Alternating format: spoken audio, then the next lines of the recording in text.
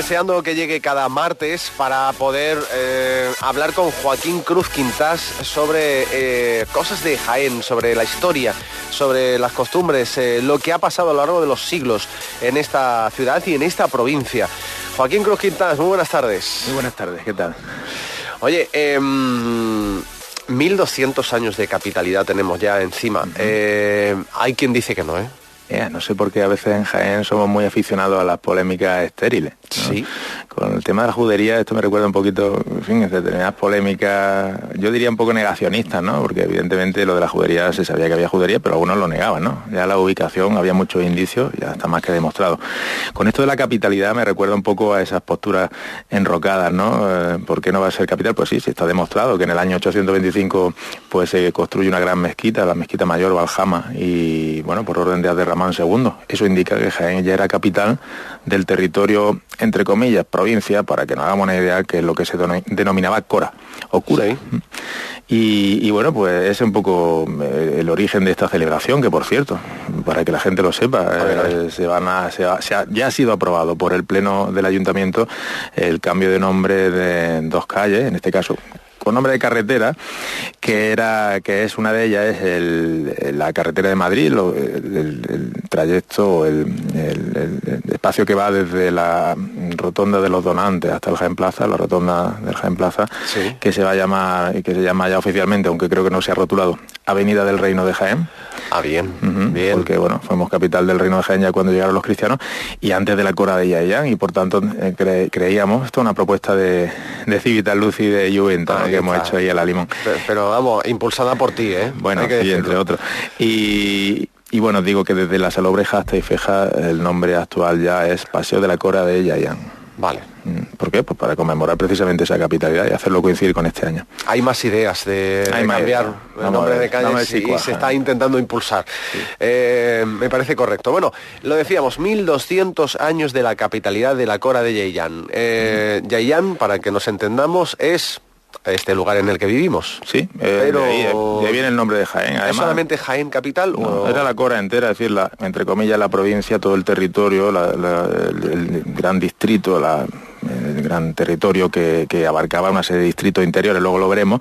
Y en el caso de la ciudad, hablando de este negacionismo también, pues sabemos que en el siglo X al-Razi la llama ya la capital, al-Jadira, la capital, ¿no?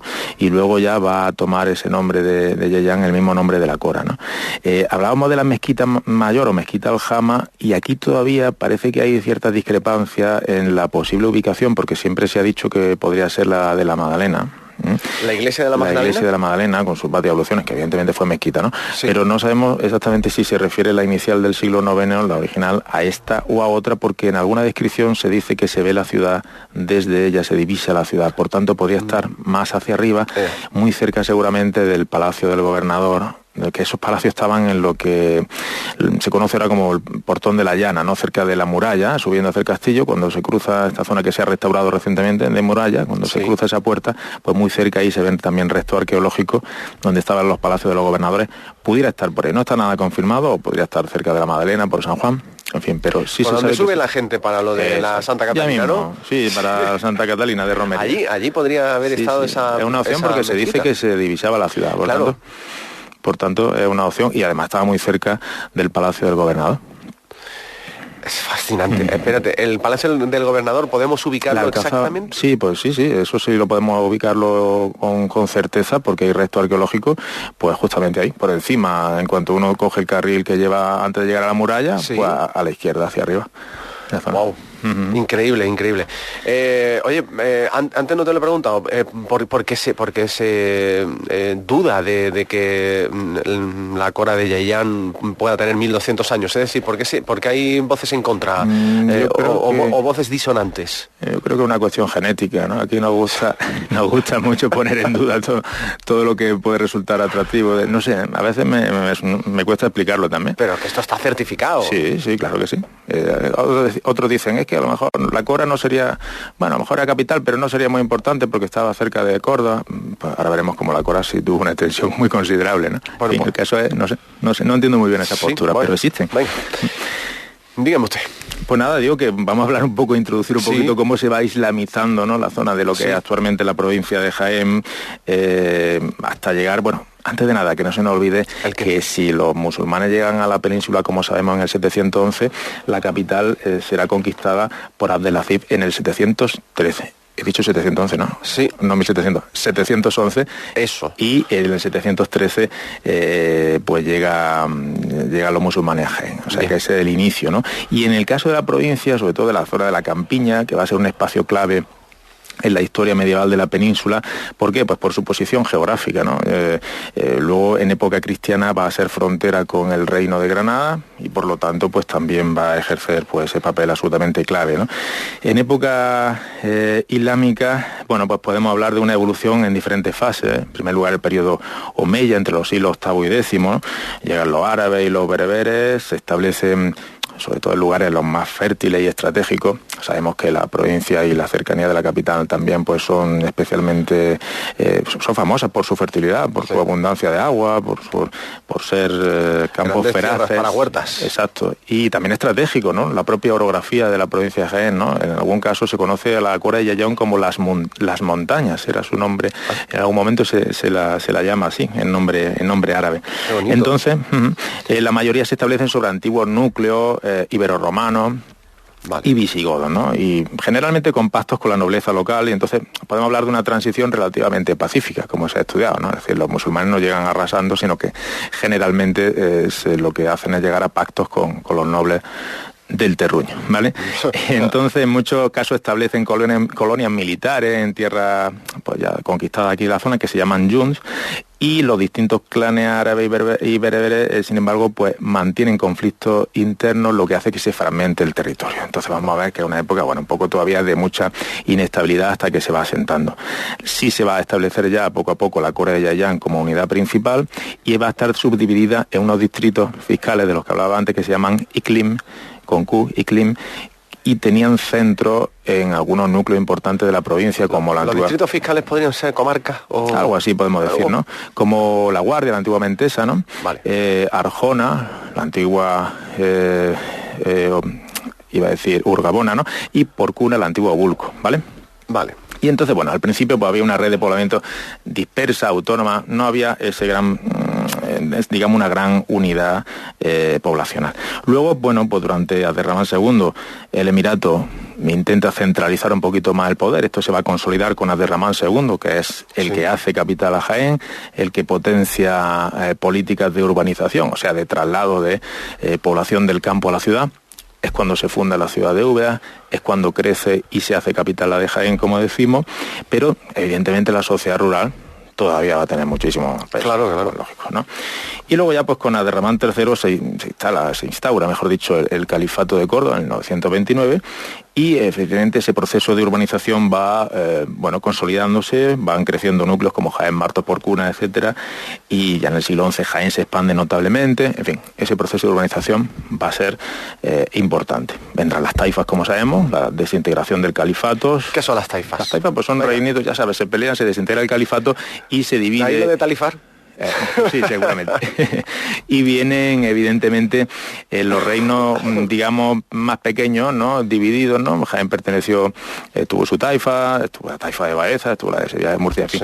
Y la antigua Cora de Jaén se repartió entre Toledo, Almería, Granada y Sevilla. Por tanto, se convierte también en un espacio de frontera interna, también con mucha inestabilidad. Pues claro, estos reinos de taifa son los que aprovechan los cristianos esta división, ¿verdad? Para continuar con la reconquista, como sabemos, sobre todo en el ámbito rural va a haber muchísima inestabilidad, y entonces cuando se configura una red de fortaleza interconectada, que tenemos muchos casos, ¿no? De torreones dispersos, ¿verdad? Los castillos y batallas de Jaén, muchísimo, porque visualmente se conectaban también, y bueno, fue una red muy, muy importante. ¿Pero se interconectaban cómo? Bueno, hacían señales entre ellos y se avisaban, claro. Y luego los imperios bereberes, es decir, los almorávides y los almohades de los siglos XI y XIII, que serán los últimos, ¿no? Los imperios norteafricanos, primero los almorávides y luego los almohades, pues intentan restablecer la unidad política de Al-Ándalus, intentan, y de hecho implantan un sistema centralizado con capital en Granada, los almorávides, y los almohades en Sevilla, y en Jaén se reorganiza una estructura territorial y digamos que la ciudad se reafirma como centro político y militar. Luego, el próximo día, que por cierto... Sí, porque ya lo estamos viendo. Vamos a invitar a Juan Carlos Castillo, que es un absoluto experto en todo esto. Vamos a ver, bueno, los restos almohades que, por ejemplo, no quedan en nuestra ciudad, ¿no? ¿Qué pasa en los siglos XII y XIII, ya a puntito de la Reconquista? Que algunas ciudades importantes, Jaén, Úbeda, Baeza, Andújar, también, pues triplican su tamaño, multiplican por 3 su tamaño. Ese proceso de urbanización ya se ha consolidado, ¿no? Entonces, pues tenemos además una urbanización que ha llegado casi a término según el proyecto y un paisaje pues repleto de castillos, como sabemos, ¿no? Precisamente, que además esto se va a fortalecer porque durante 2 siglos y medio, en el caso de Jaén, vamos a ser la frontera con el Reino de Granada, por lo tanto, 250 años en los que hay que defender, ¿no? ¿Castillos o alcázares? Hombre, en árabe alcázar y en castellano castillo, pero evidentemente el castellano toma la palabra alcázar, ¿no? Y por ahí, bueno, pues una de las propuestas que ojalá llegue a buen término es que el castillo de Jaén siempre se llamó, no Alcázar, sino los Alcázares de Jaén, porque eran 3, Alcázar Nuevo, Alcázar Viejo y Abreuí, que se está restaurando, ¿sí? Y Juan Carlos Castillo está dirigiendo esas excavaciones y restauraciones. Siempre se llamó Alcázares de Jaén y ¿cuándo deja de llamarse? La primera referencia que yo encontraba en el siglo XVIII, a finales del siglo XVIII, cuando el de Amazas ya se queja de que se llame Castillo y no Alcázar. Ah, vale. Precisa, o Ciudadela incluso dice, porque es un gran recinto fortificado. Yo siempre digo que castillo hay muchos, pero un gran alcázar o unas reales alcázares en plural, que son en realidad 3 castillos. El castillo nuevo o alcázar nuevo es lo que conocemos como el castillo viejo, alcázar viejo es, aunque fue bastante destruido cuando se construyó el parador, lo que queda por debajo del parador. Sí. Y el Abreuí es incluida la piscina del parador hacia abajo, que es lo que se está restaurando. La piscina no se está restaurando, ya hizo su destrozo en su momento. El próximo día hablaremos de la capital de la Cora en concreto, de Yayán, y con Juan Carlos Castillo, que es un sabio en esto, pues nos va a aportar mucha luz. Antes de la entrevista me recordabas que en Baeza y en Úbeda no se le llamó Castillo, eran los Alcázares por toda la vida, ¿eh? Claro, porque desaparecen y ya pues se queda con el nombre antiguo. Sí, señor, claro. Oye, pues entonces la semana que viene tenemos otra sesión sobre los 1200 años de la capitalidad de la Cora de Yayán. Vamos a tener invitado de excepción, Juan Carlos Castillo, así que te agradezco. Yo me quedo con la boca abierta siempre que te oigo hablar de historia. ¿Porque te duerme o qué? Porque no duermo. No estoy durmiendo bien esta semana, pero no es por eso, es porque te explicas muy bien. Muchísimas gracias, Joaquín Cruz Quintas. Muy buenas tardes. Hasta luego. Grupo